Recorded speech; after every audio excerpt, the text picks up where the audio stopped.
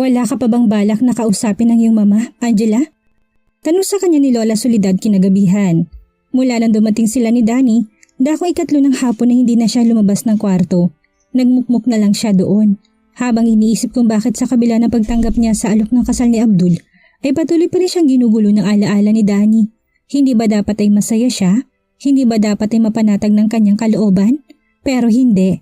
Pakiramdam niya ay lalo lamang naging magulo ang sitwasyon. At ngayon ay isa pang isipin ang inuungkat sa kanya ng abuela. Wala akong gustong sabihin sa kanya, Lola. Pagtatapat niya. We have not communicated with each other for 7 years. I don't see any reason why we have to talk now. She's your mother, Angela, and she's my daughter. Kaya nasasaktan ako makitang binabaliwala mong babaeng nagbigay sa iyo ng buhay. Gusto niyo bang malaman kung bakit naging bato ang puso ko sa kanya, Lola? Tanong niyang tila may bikig sa lalamunan. Handa na ba siyang ipagtapat sa abuela ang ginawa sa kanya ng ina noon? Bakit hindi mo sabihin sa akin, Iha?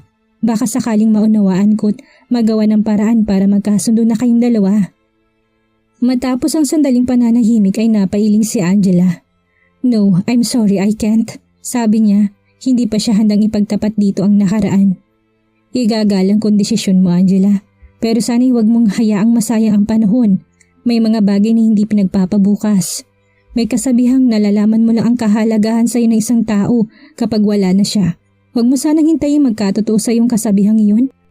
Nang bumaba siya para sa hapunan, ay sinantabi na muna niya ang pagkamuhing nararamdaman pa rin para sa kanyang ina. Habang kumakain ay pasimple niya itong pinagmamasdan. Noon niya lang napansing malaki ang inihulog ng katawan nito kaysa sa dating balingkinitan ngunit malusog na pangangatawan. May kakaiba sa anyo ng kanyang ina na hindi niya lang matukoy kung ano at may pakiramdam si Angela na hindi ang pagkamatay ng papa niya ang nag-iisang dahilan ng pagkahapis nito. Maya-maya naisip din niyang marahil ay dahil hindi ito patahimikin ng konsensya. May plano ka ba para bukas, Iha? Tanong nito na nagpahinto sa ginagawa niyang pasimpleng pag-aanilasad dito. I don't have any plans for tomorrow, kasawal na sagot niya. Nang sulyapan niyang abuelang nginitian siya nito. Gusto sana kitang isama sa pupuntahan kong charity work bukas. Naikakwento kita sa mga kaibigan ko at sa mga madre sa kumbento, kaya gusto ko sanang ipakilala ka sa kanila ng personal. Why don't you come with her, Iha? Nang hindi ka naman nagmumukmuk lang dito sa bahay.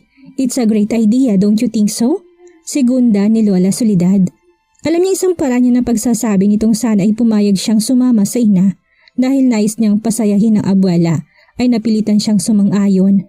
Nakita niya na magliwanag ang mukha ng kanyang mama, kaakibat ang ekspresyon ng pasasalamat.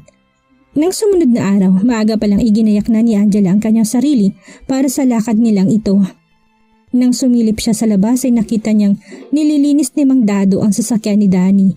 Ibig niyang pagtakhan yun, ngunit ang makitang malinis na rin naman ang van ng pamilya ay winaksi niyang isiping baka kasama nila ito. Ngunit nang palis na sila ng ina at nakita ang binata na naghihintay sa tabi ng Nissan Patrol, ay nanlumo siya. Is he coming with us? Kunot ang noong tanong niya sa ina. Yes, is there a problem, Iha? Why didn't you tell me earlier? Akala ko'y para sa ating dalawa lang ang lakad na to. Hindi niya tinago sa tinig ang iritasyon. Iniisip niyang sasakit lang ang kanyang ulo kung kasama ito. Danny is also a volunteer, Iha. Madalas ko siyang kasama sa pagtungo sa kumbento at kung kasama naman natin siya ngayon ay wala akong nakikitang masama. May lakad din ang kanyang lola kaya kinakailangan niya si Dado. May problema ba, Tita Melen? Tanong ni Danny na halatang naiinip na. Wala naman, iho. Tayo na. Baka mahuli na tayo. Pagkasabi nun ay nginitian siya ng kanyang ina at hinawakan sa braso. Hindi na siya tumutol at napabuntong hininga na lamang nang igiya na siya patungo sa kinapaparadahan ng Nissan Patrol. May pakiramdam si Angela na naisahan siya ni Danny nang makita niya itong ngiting-ngiti nang sumakay sa sasakyan. At dahil doon ay lihim na nagngit-ngit ng kanyang kalooban. Pero ang pagkainis niya ay nahalinhan ng palulumo ng marating nilang kanilang pupuntahan. Mula sa sasakyan ay natanaw ni Angela ang mga batang masasayang naglalaro sa palaruan na nasa isang bahagi ng bakuran ng kumbento. Biglay naman hid ang kanyang katawan. Nagtatanong ang mga matang sinulyapan niya ang ina. Higit kanino man ay itong nakakaalam kung anong kanyang nararamdaman. Why are you doing this to me, Mama? Magkahalong galit at panunumbat ang kalakip ng kanyang katunungan. Nagkunwari itong inosente, pero alam niyang dahil lang yun sa presensya ni Danny. Kahit kailan ay hindi nito gustong pag-usapan ng pribadong bagay sa harap ng ibang tao. "What's the problem, Iha?" tanong nito. "Ang mabuti pa'y bumaba na tayo, tsak na kanina pa naghihintay si Mother Superior." "Ano bang problema?" sabad na tanong ni Danny. Nakita niya nakakunot na ang noon nito. Nang maalalang wala itong nalalaman sa kanyang pinagdaanan ay kinalma niya ang sarili. Hindi yun ang tamang lugar at tamang oras para mabunyag ang kanyang lihim. Hindi siya handa sa isang komprontasyon. "Tayo na," sabi ni Angela at nagpatiunan ng bumaba ng sasakyan. Kinalma niya kanyang damdamin ngunit ayaw maalis ang malakas na kabog sa kanyang dibdib. Tahimik silang naglakad papasok sa kumbento. Napapagitnaan siya ng dalawa. Doon ipinakilala siya ng ina sa mga madre at ilang kaibigan nitong volunteers. Buong kagalakan siyang tinanggap ng mga ito. "What is wrong with you, Angela?" tanong ni Danny na magsimula ng programa. 5 batang babae na nasa 4 at 5 taong gulang ang kasalukuyang tumutula sa ibabaw ng makeshift stage na nasa gitna ng bulwagan. Hindi biro ang lakas na kinailangan niya upang pigilan ang luhang kanina pa nagbabantang sumungaw sa kanyang mga mata. Ngunit hindi nakaila kay Danny ang paghihirap ng kanyang kalooban. Nothing is wrong with me, Danny," kaila ni Angela. Paano niya sasabihin dito na mula nang mangyaring abortion? Nasabilitang ginawa sa kanya hindi na niya makaya pang tumingin sa mga bata nang hindi maapektuhan. Na tuwing makakakita siya ng isang bata ay naisip niyang dapat sanay ganun na kalaki ang anak nila. "Something is wrong. I can feel it." Namumutla at nanlalamig mula pa nang dumating tayo kanina. "May dinaramdam ka ba?" Sinabi ko nang wala. Pagdiri niya tumayo mula sa kinaupuan. "I just need some air." Tinungo niyang pinto't lumabas ng kumbento. Ngunit ang tumambad sa kanya ay ang tahimik na palaruan. "Mami! Mami!" Sa isip ni Angela isang batang babae ang naglalarong tumatawag sa pangalan niya. Sa isip din niya humahaliling isang batang lalaki na halos kahawig at kasing edad ng una. Nalulumang napaupo siya sa concrete bench. Sa tabi ng siso, kasunod nun ay nag-uunahang na malisbis ang luha sa kanyang mga pisngi. "Anak ko!" Garalgal ang tinig na bulong ni Angela. Pinilit niyang inabot ang imahe ng batang babae at lalaking naglalaro sa isip niya. At nang ma-realize na ang lahat ay isa lamang ilusyon, ay nauwi ang kanyang pagluha sa isang tahimik na hagulhol. "Angela!" Sambit ni Danny sa kanyang pangalan. Agad niyang pinahid ng likod ng palad ang luhang bumasa sa kanyang mga pisngi. Hindi niya gustong makita nitong umiiyak siya. Tsak na magtatanong ito, mag-uusisa. Ngunit huli na, hindi na niya nagawang ikubli ang nararamdaman. Sa halip na tumigil ay nagpatuloy sa pagbalong ang luha sa kanyang mga mata. Yumugyug ang mga balikat niya sa tahimik na hagulhol. "You're crying? Bakit?" "Just leave me alone, Danny. Bumalik ka na lang sa loob. Pabayaan mo na ako dito." Sa pagitan ng mga hikbi pakiusap niya. "Hindi kita iiwan hanggat hindi mo sinasabi kung anong problema. Kung may nararamdaman ka o may masakit sa'yo, ay dadalhin kita sa pinakamalapit na klinika." Buong pag-aalalang sabi nito. Ibig matawa ni Angela sa ipinapakitang concern ni Danny. Pero hindi niya magawa. Hindi niya kayang lumaban sa binata ng mga oras na yon. Hindi niya kayang makipagtalo. Hinawakan siya nito sa braso. "Halika na. Let me take you to a doctor." "I'm not ill," piksi niya. "Hindi magagamot ng doktor ang sakit ko, Danny. Dahil hindi yun pisikal." Nang marinig ang sinabi niya, binitawan itong kanyang braso. Nagbuntong hininga ito bago naupo sa kabilang dulo ng concrete bench. "Sige, kung gusto mong umiyak, umiyak ka lang. Kung yun ang makakagaan sa loob mo, ang inaalala ko lang ay maaaring isipin ng mama mo at ng lahat na nandito kapag nakita ka sa ganyang kalagayan. Hindi nila makikitang umiiyak ako." Pagkasabi na ni kinapa niyang dark glasses na nakasabit sa leeg ng suot niyang blusa. Mapagtatakpan nun ang pamamaga ng kanyang mga mata. "Isa kang sikat ngunit malungkot na modelo, Angel. Bakit hindi mo aminin yun? Hindi ka masaya sa kinalalagyan mo ngayon." Hindi niya sinagot ang sapantahan ni Danny na natili si Angela sa kanyang katahimikan. "Kung hindi mo ko pinagpalit sa iyong ambisyon noon, siguro masaya tayo ngayon. Siguro meron na tayong isang masayang pamilya." "Stop it, Danny." Agad natutun niya. "I don't want to hear any of those things." "Hindi ko alam kung paano mo nagagawang magsinungaling." Anito sa malungkot na tono. "Gaya rin ng kung paano mo nagawang magsinungaling, Danny." Ganting sagot ni Angela. Pumatlang ang mahabang sandali ng katahimikan. Unti-unti nang kumalmang kanyang damdamin. Pinahid niya ng panyo ang luha sa pisngi at isinuot ang itim na salamin. "Bumalik na tayo sa loob, Danny." Kusa niyang sabi. Nang tumayo siya, tumayo na rin ito. Alam niya marami pa itong gustong sabihin pero ano man yon ay ayaw na niyang marinig pa. Pasado 6:00 ng hapon na makabalik sila sa Villa Soledad mula sa pinuntahang kumbento sa San Pablo. Bago maghapunan ay nagkaroon si Angela ng pagkakataong makausap ng masinsinan ang ina. Nasa kwarto nito si Milen. Nang puntahan niya, agad siyang pinapasok nito sa pag-aakala na marahil na simula na yun upang makalapit sila sa isa't isa. Ngunit nagkakamali ito. Pagsarado ng pinto sa likuran niya ay galit na hinarap niya to. "How could you do that to me, Mama? Anong gusto mong palabasin ang dalhin mo ko sa kumbento para makita mga bata? Hindi ka ba nakontento sa pananakit sa akin?" Nakita ni Angela magkahalong gulat at pangunawa na rumihistro sa mukha nito. "Wala akong iniisip na masama nang yayain kita doon, Angela." Paliwanag nito ng buong kahinahunan. "Hindi mo alam kung ano naging epekto ng ginawa mo sa akin, Mama? Hindi mo alam? It turned me into a nervous wreck. Every time na may makakita akong maliit na batay na alala kung anak kong pinatay mo." Napaluha ang kanyang ina. Baka sa inyong labis na pagsisisi. "Angela, anak, huwag mo ko matawag-tawag na anak. Kahit kailan hindi ko naramdamang minahal mo ko bilang isang anak, Mama. Para sa iyo sa lang akong kasangkapang ginamit mo para matupad ang lahat ng pangarap mo sa buhay. Hindi totoo yan." "At anong totoo?" Nalilisik mga mata niya sa matinding galit na nararamdaman.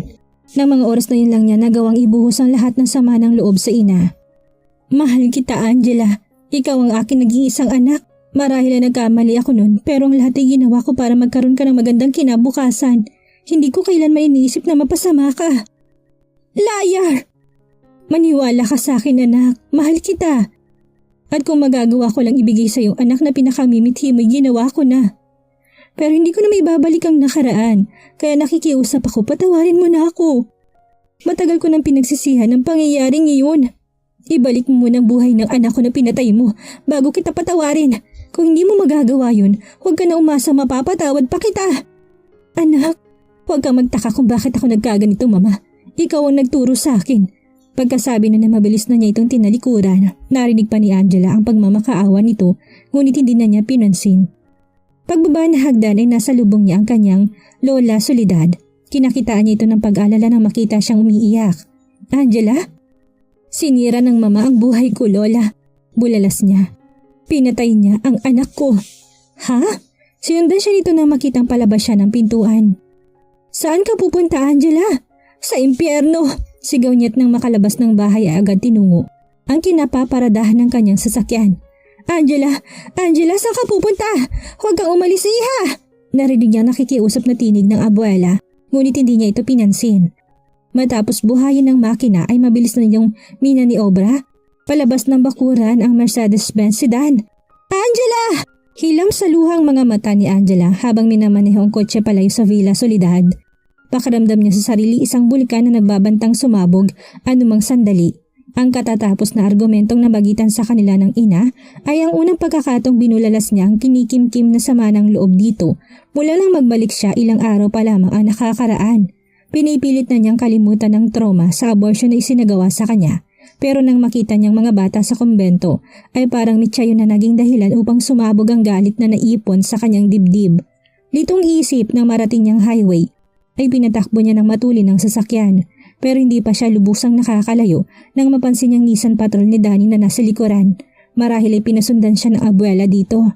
Tinangka niyang takasan ito ngunit higit itong mabilis at sa sumunod na sandali ay nakita na lang niya sariling napipilitang iparada sa tabi ng kalsada ang kotse dahil sa panggigit-git nito. "You are not going anywhere, Angela," sabi ni Danny nang buksan ang pinto sa tapat niya at halos silahin siya pababa ng sasakyan. "Let me go, you bastard! Pabayaan mo ko! Bakit ba lagi ka nalang nakabuntot sa akin?" Nagpumiglas siya ngunit parang bakal ang mga kamay nito nakahawak sa magkabilang braso niya. "Hindi ka pwedeng mag-drive. You are emotionally unstable." Deklara nito na para bang malala pa siya sa isang lasing na driver. "Ano ba? Pabayaan mo ako. Kailangan bang maging sunod-sunuran ka sa lahat ng iutos ay ng lola o ng mama? Ano bang pakialam mo kung mamatay ako? Mabuti nga na magkaroon na ako ng katahimikan." "Baliw ka na pala eh," asar ng bulalas ni Danny. "Ang mabuti pa, dalhin na kita sa mental."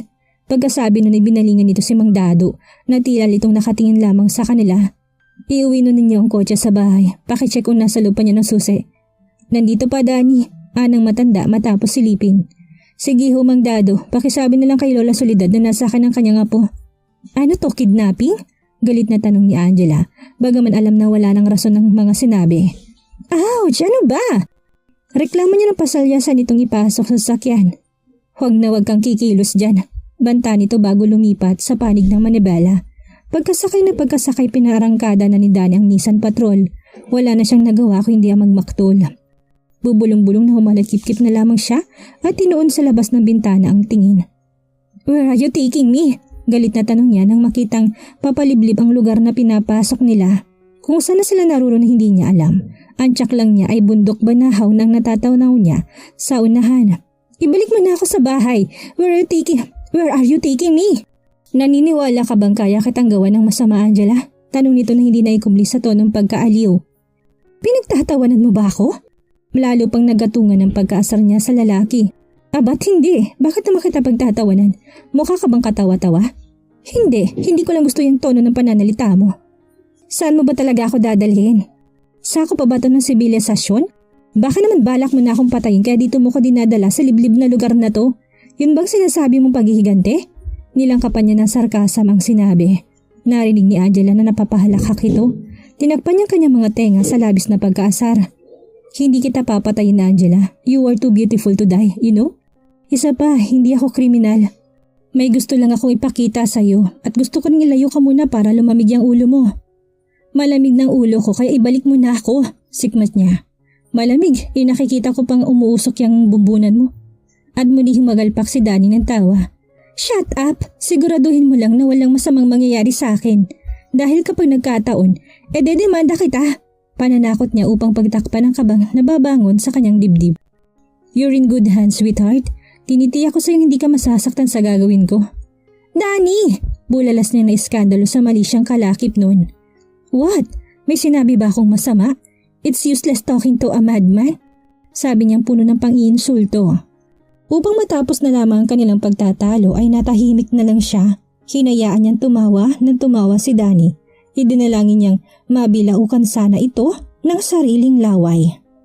Nandito na tayo, sabi ni Danny, kasabay ng paghimpil ng sasakyan. Iginala ni Angela ang paningin sa paligid ngunit madilim na kaya wala na siyang gaanong makita maliban sa mga puno ng nyog.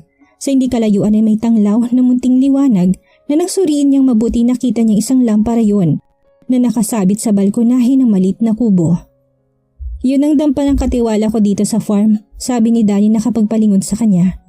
Doon ba tayo tutuloy? Kunot ang noong tanong niya. Baka naman kaya siya dinala doon ni Danny ay dahil nakatira doon ng isang albularyo. May balak ba itong ipatawa siya? Sa huli tinawanan niya ang naisip na idea. No, nandito ng ating tutuluyan, sabi nito tinuro ang kaliwang direksyon.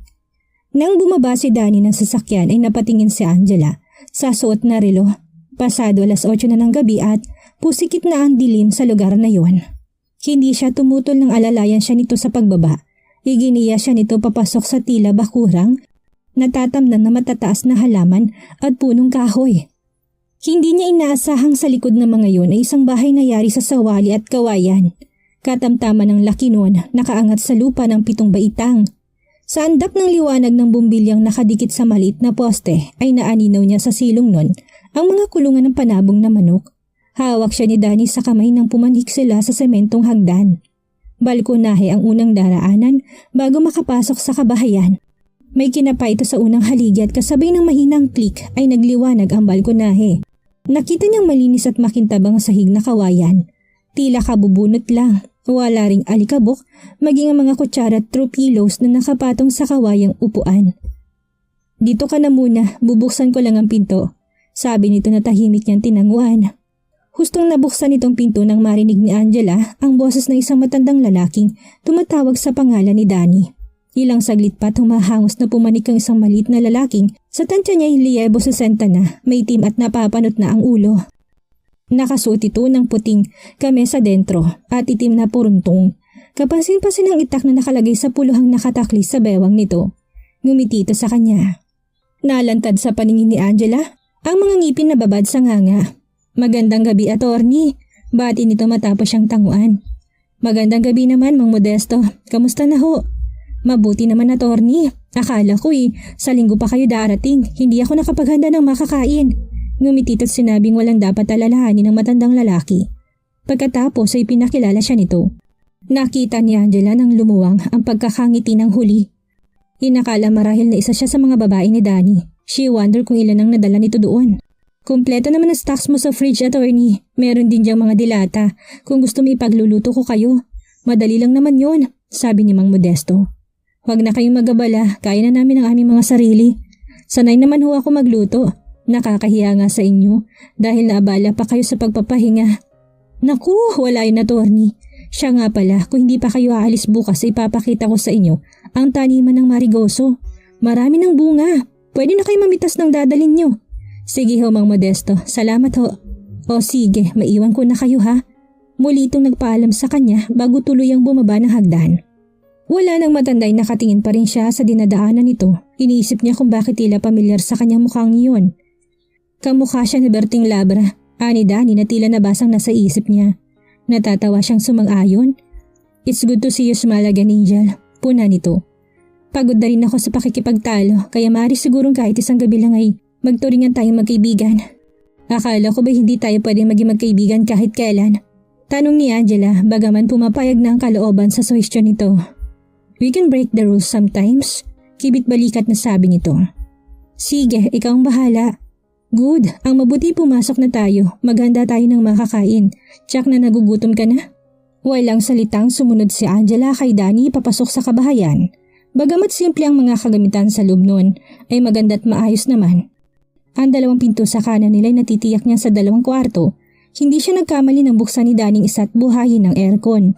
Nasilip din niyang isang king-size bed na natatakpan ng asul na kobre kama. Matapos makitang higaan ay sinalakay siya ng kaba. Bigla niya na-realize na sila lamang dalawa ni Danny ang naroroon at anumang naisin nito ay maaring gawin sa kanya. Pero anong dapat niyang ikatakot? Walang mangyayari kung hindi niya papayagan. Ang sumunod na pinasok nila ay ang kusina / komedor na kompleto din sa kagamitan. Sa gitna ng isang parisukat na mesang may 4 na silya. Sa isang sulok naman isang malit na refrigerator katabi ng rice dispenser. Nakita niyang sari-saring dilata, plato at kitchen utensils nang buksan nito ang mga cabinet. Corn beef na lang sigurong hapunan natin kung okay lang sa'yo. Tanong ni Danny nang lingunin siya. I'm fine, just make sure you have coffee, sabi ni Angela. Hinila niyang isa sa 4 na silyat na upo. Ipinatong niyang mga braso sa ibabaw ng mesa.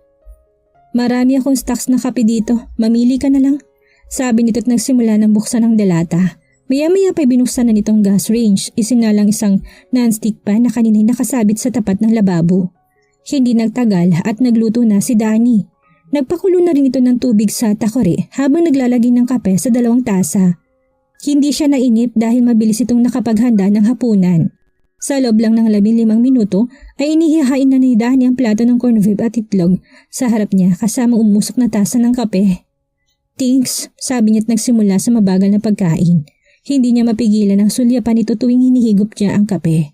Naging madalas ang pagtatama ng kanilang mga paningin nang umiti ito'y nahawa na rin siya. Saka pala nagsimula sa pagitan nilang isang magaang usapan.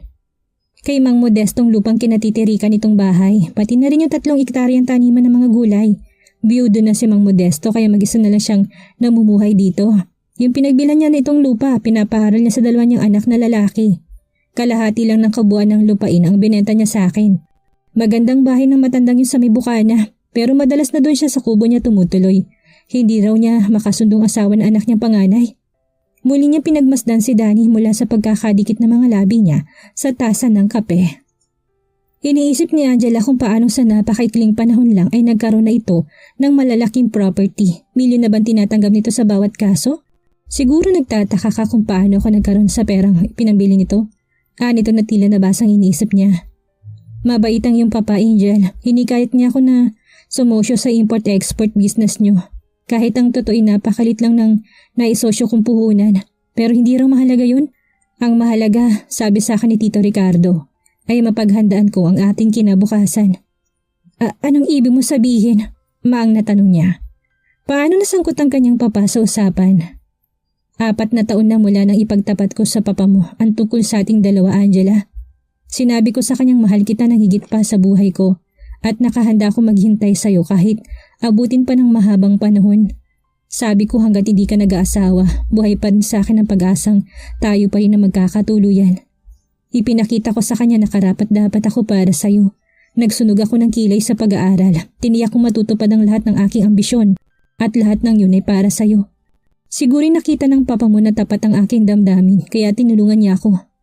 Ginabayan niya ako sa bawat hakbang na ginagawa ko hanggang sa makamit kong tagumpay. Kapalit nun, tiniyak kong may pagmamalaki niya na ako ay produkto ng kanyang kabutihan. Your father was a good man. Not just good, but great. Tiniyak niya magiging kinabukasan mo sa akin. Sayang lahat, hindi ka nagkaroon ng katuparan yun. Namalaya na lang ni Angela na umiyak siya nang maramdaman ng paglandas ng mainit na likido. Sa kanyang pisngi, inilapag niyang tasa ng kape sa mesa. Pinagsalikop niya mga kamay bago tinukod sa noo. Kaya basta nakalipas na 2 taon ganyan nilang panghihikayat sa kanya ng amang umuwi dahil alam nito na may dapat silang ayusin ni Danny. Marahil iniisip nitong si Danny rin ang dahilan kaya hindi siya kailanman nagkaroon ng nobyo sa kabila ng mayayamang binatang naliligaw sa kanya. Her father knew it all along. Ang mama at lola Soledad niya kaya. Alam din ba ni lola at ng mamang tungkol doon? Nakita ni Angela na marahang tumango si Danny. But not until later. Ngayon ay malinaw na sa kanyang lahat ang tila pagbibiging ng mga ito ng pagkakataong magkasarilinan sila ni Danny.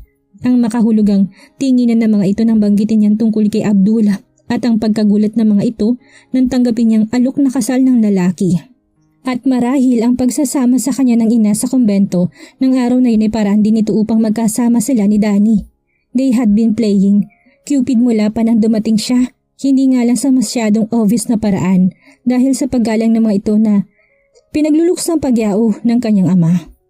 What about Millie? Kung totoo mga sinasabi mo, bakit sa harap ko iniyaya mo ng kasal si Millie? Dahil gusto kitang pasakitan. Buong akala ko'y pinaglaruan mo lang ang damdamin ko. Magkagayon man ay patuloy akong umasa.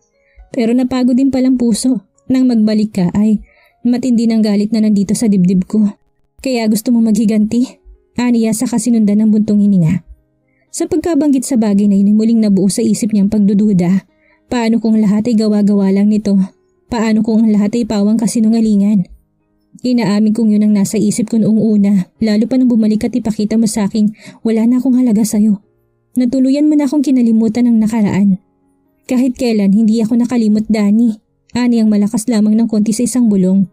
Ano man ang gawin ni Angela, hindi niya nagawang kontrolin ng pagyugyug ng kanyang mga balikat dala ng emosyon. Angel, nasa tono nitong hindi pagkapaniwala sa kanyang sinabi. Lalong inilahad niya ang damdamin kahit pa maging kapalit nun ay walang katumbas na kalungkutan. Niloko man siya ni Danny para sa paghihiganti nito ay hindi na mahalaga. Walang gabing hindi ko iniyakan ng paghihiwalay nating dalawa. Akala ko hindi ko makakayang malayo sa'yo pero tinis kong lahat hindi dahil sa aking ambisyon. Hindi para sa akin sarili ko, hindi para sa'yo. Mahal na mahal kita, Danny. Pero nangibabaw sa akin ng takot na baka may mangyaring masama sa'yo. Natakot din ako na baka mabigo ka sa iyong mga pangarap. Kaya nang alokin ako ni Mama Renee na magmodelo para sa kanya tinanggap ko kahit alam ko na kinakailangan ko magtiis ng malayo sa'yo. Idagdag pang labis ako nagselos kay Dayan ng mga panahong iyon. Pagkaramdam ko'y inaagaw ka ng iba sa akin. Pagkaramdam ko'y nag-iisa lang ako sa mga panahong kailangan ko ng karamay. Hindi ako kailanman nagbago, Angel. Kahit kailan, hindi ako naakit ng kagandahan ni Dayan. Naging magkaibigan lang kami at nang maramdaman kong nahuhulog ng loob niya sa akin ay tinapat ko siya. Sinabi ko may nobya na ako at ikaw lang ang babaeng mamahalin ko habang buhay. Pero pinabayaan mo kung isipin ang gusto kong isipin, kaya nasaktan ako. Inakala kong wala nang halaga sa'yo ang mga namagitan sa atin. Noon pa namang mga panahong kailangan kita, Danny. Noong mga panahong kailangan ko ng karamay. Angel. Tinangka nitong hawakan ng kanyang braso, ngunit pumiksi siya. Meron ka pang hindi nalalaman, Danny. Garalgal ang tinig na pahayag ni Angela. Si Abdul. Hindi tungkol kay Abdul, Danny. Nakita niya napakunot noo ito. Kung ganoon, tungkol saan? Nang mga panahong nagsaselos ako kay Dayan, noong sinadya kong pagre-rebelde, ginawa ko yun dahil niloko ko ng mama. At alam mo kung anong ginawa niya sa akin, Danny? Huminga siya ng malalim bago binagsak ang bomba. I was pregnant. At dinala niya ako sa isang abortionista nang labag sa aking kalooban nang hindi ko iturong ikaw ang ama. She killed our baby, Danny. She killed our baby. Halos hysterical na bulalas ni Angela. Sinubsob niya ang kanyang mukha sa mga palad. Kasunod ay naramdaman niya ang pagyakap sa kanya ni Danny mula sa likuran. Shh, tama na. Bulong nito tinaplos ang buhok niya. Pinipilit ng Lola Soledad na kausapin kong mama at pinagbigyan ko siya. Pero hindi na ako dapat pang isinama ng mama sa kumbento kanina. Lalo lang niya pinaalala sa akin ang nakaraan. Nang makita ko mga bata, nang marinig kong kanilang tawanan, parang ipinakita pa ng mama kung anong nawala sa akin. I'm sure hindi yun ang nais gawin ng Tita Milen. Anitong pinapalubag ang kanyang loob. Subalit sa kabila ng pangunawa ay mahihingan ang galit at panghihinayang sa tinig nito. I'm so sorry, Danny, sabi ni Angela nang iangat ang luha ang muka. Wala akong kasalanan. Hindi ko kagustuhang mawalang magiging baby natin noon. Nilansi ako ng mama. Nilagyan nila ng pampatulog ang inumin ko at nang magising ako ay wala ng baby natin. Nakita niya nagtiim ang mga bagang nito. Wala kang kasalanan, Angel. Hindi rin kita sinisisi. Nangihinayang lang ako pero ang lahat ay nakaraan na. Ano man ang gawin natin hindi na may babalik yun. Ang kailangan lang natin ay matuto tayong magpatawad. Magpatawad? Madaling sabihin yun pero napakahirap gawin, Danny. Lalo kung pinagdaanan mo pinagdadaanan ko. Natitiyak ako nagsisisi ng iyong mama sa ginawa niya noon. Patuloy ito sa malumanin na pagsasalita. Ngayon ko lang na-realize kung bakit mula nang malaman ng Tita Milen ang tungkol sa nakaraan nating dalawa ay madalas ko na siyang mapansing tahimik na nakatitig sa akin. Siguro naisip niya ako ang ama ng dinadala mo noon.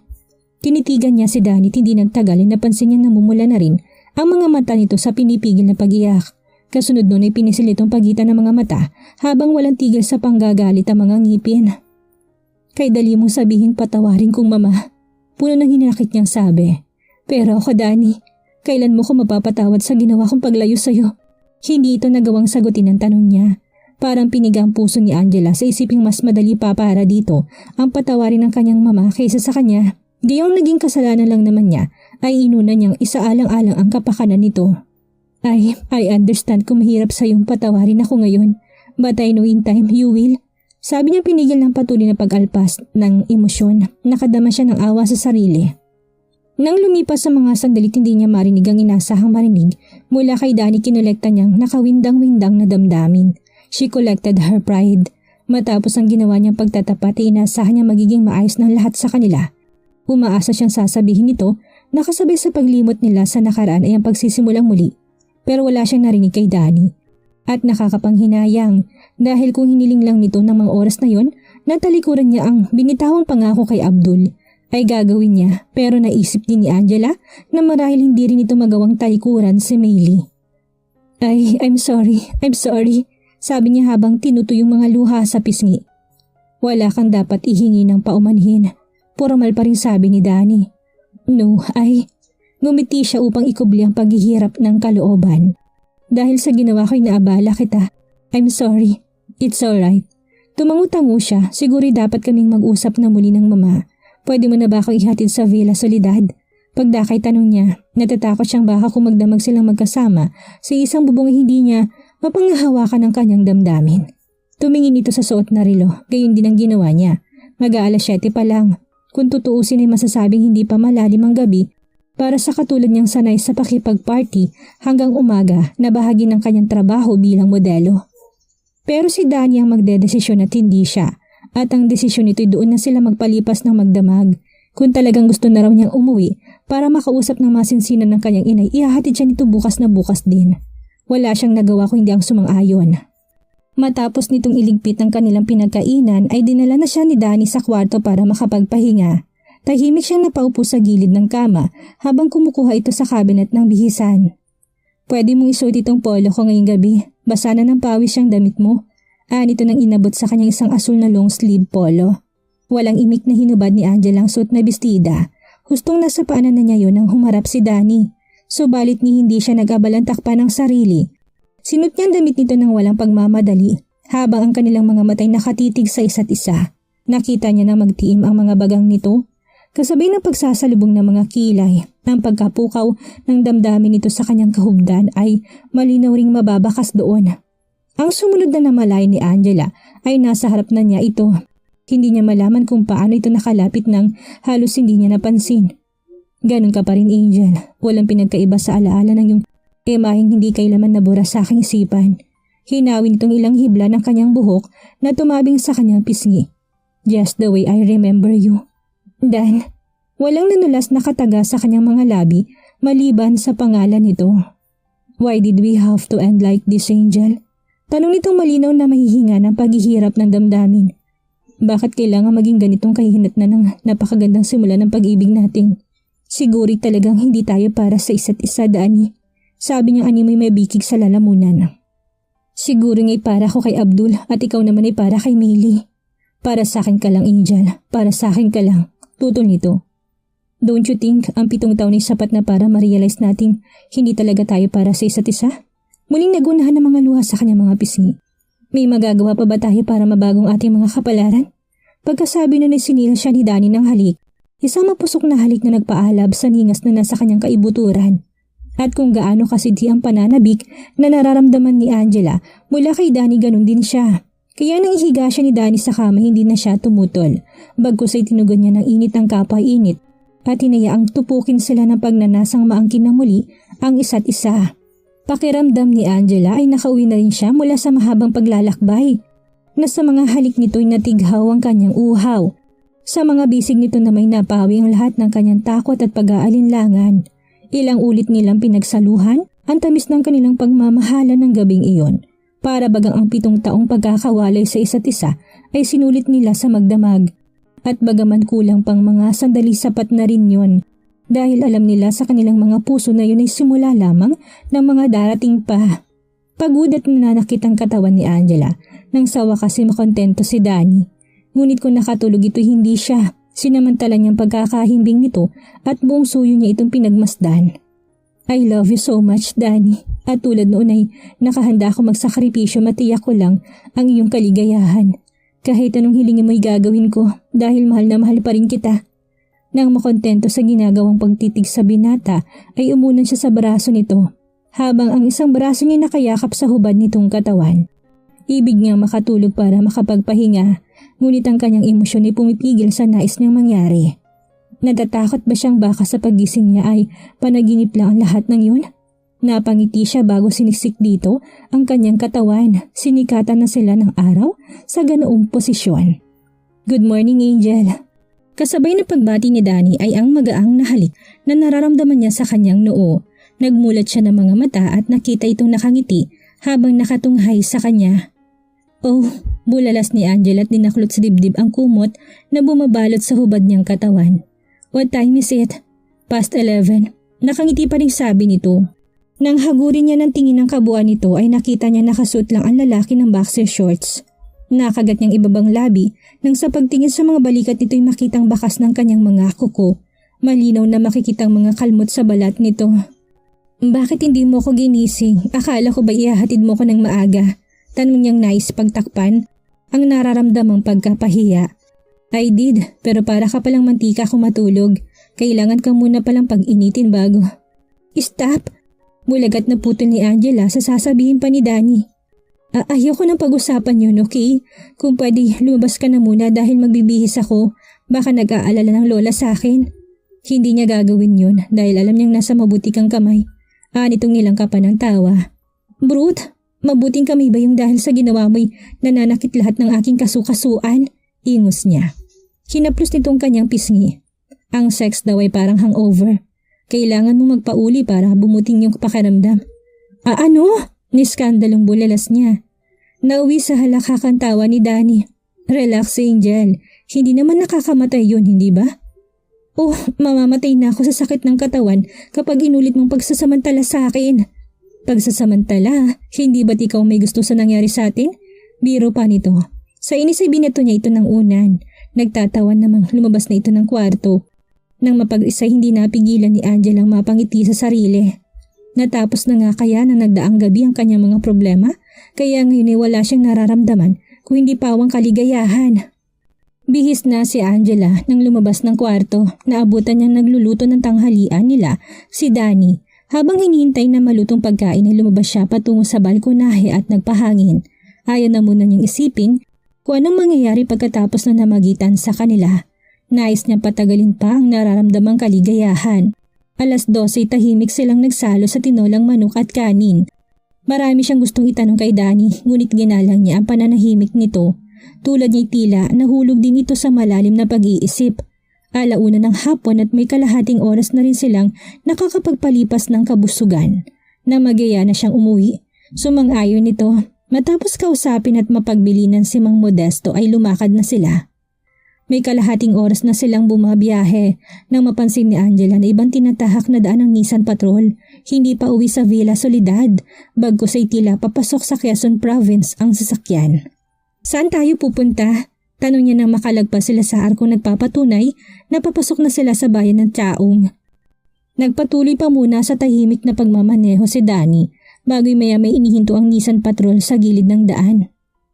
Hindi ako papayag na magpakasal ka kay Abdul kaya uunahan ko na siya. Seryosong sabi nito. Nang gagapin itong kanyang kamay hindi siya tumutol. Ako magtatakda ng ating kapalaran, Angel. Ako magdedesisyon para sa ating dalawa dahil alam ko kung kanino kahigit na magiging maligaya.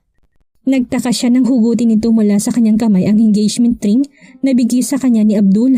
May nilabas nito mula sa glove compartment ang isang velvet box. Inilabas ni Danny isang singsing na katatampukan ng isang maliit na diamante. Maaring hindi ito kasing mahal ng singsing na binigay sa iyo ni Abdul, pero ang pag-ibig ko sa iyo hindi niya kailan mahihigitan. Danny, napaluha si Angel sa kataimtiman ng sinabi nito. Will you marry me, Angel? Nakahanda ka bang talikuran ng mundong pinapangako sa iyo ni Abdul, alang-alang sa pag-ibig natin? Tinitigan niya ito bago marahang tumango. Oo, Danny, nakahanda akong talikuran ng lahat para sa iyo. Oo, Angel. Nang yakapin siya nito ng mahigpit ay napahagulhol siya, ngunit luha yun ng kaligayahan dahil sa wakas ay nakamit din ni Angela ang isang pangarap ni nakala niyang mababaon na lang sa nakaraan. May pagtatapat ako sa iyo about Millie. Pagkatapos ay sabi ni Danny. Muli siyang sinalakay ng lungkot ng maalalang babae, ngunit na marinig ang sumunod na sinabi ni Danny ay sakalang napalagay ang kanyang kalooban. Millie is a lesbian.